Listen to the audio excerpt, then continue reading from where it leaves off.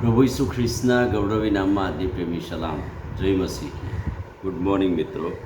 પ્રકટીકરણના પુસ્તકના 12મા અધ્યાયમાં જે સ્ત્રીનું વર્ણન છે એ મોટો શુભ સંદેશ બતાવે છે.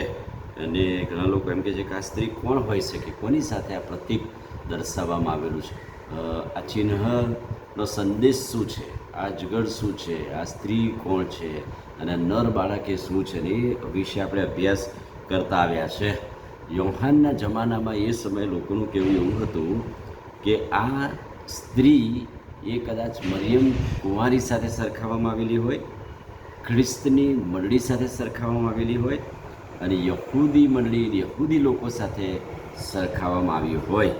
પણ આ સ્ત્રી એ મોટો શુભ સંદેશ આપે છે અને યોહાનના જણાવ્યા પ્રમાણે ઈશ્વરના પસંદ કરેલા લોક જેઓમાંથી મસીહ પેદા થવાનો છે, જેમાંથી મસીહ ઉત્પન્ન થવાનો છે, એ વાત લખી છે. બીજી વાત, એ જમાનામાં જેઓની સતાવણી અજગરથી થાય છે પણ વિજય નિશ્ચિત છે, એ વાત બતાવવામાં આવેલી છે.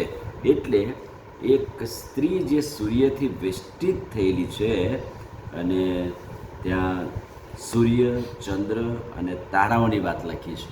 એટલે શું બતાવે છે? ઉત્પત્તિનું 1 અધ્યાય અને 16મા વચન પ્રમાણે જ્યારે ઈશ્વરે દિવસ અને રાત પર અમલ ચલાવનારી જ્યોતિઓ બનાવી, એટલે એ જ્યોતિઓ એટલે સૂર્ય, ચંદ્ર અને તારા.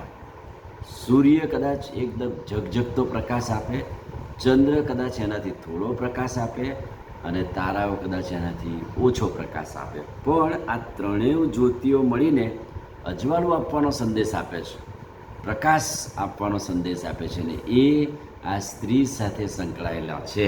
સૂર્ય, ચંદ્ર અને તારા આ બધા મળીને આ સ્ત્રીના પહેરવેશ છે. અને એટલે જ આ સ્ત્રી એક પ્રકાશનું, શુદ્ધતાનું ચિહ્ન બતાવે છે.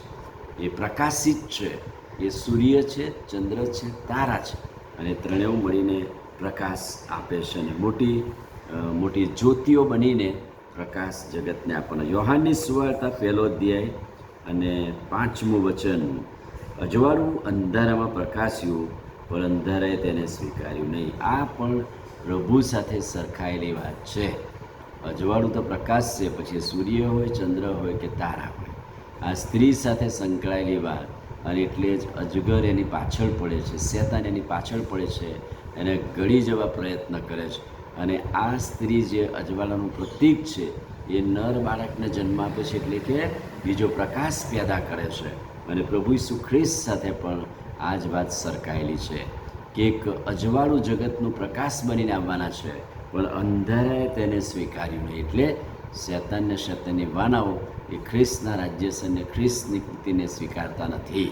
અને એટલે આ સ્ત્રી એક એવો શુભ સંદેશ આપે છે કે આ પ્રકાશિત તારાઓ, પ્રકાશિત સૂર્ય અને પ્રકાશિત ચંદ્ર એ બતાવે છે કે જગતને આપણા જીવન મારફતે અજવાળું આપવાનું છે. પણ આ અજગર, આ શેતાન અંધકારના કામો કરીને રોકી દે છે, તોડી નાખે છે, પાડી નાખે છે.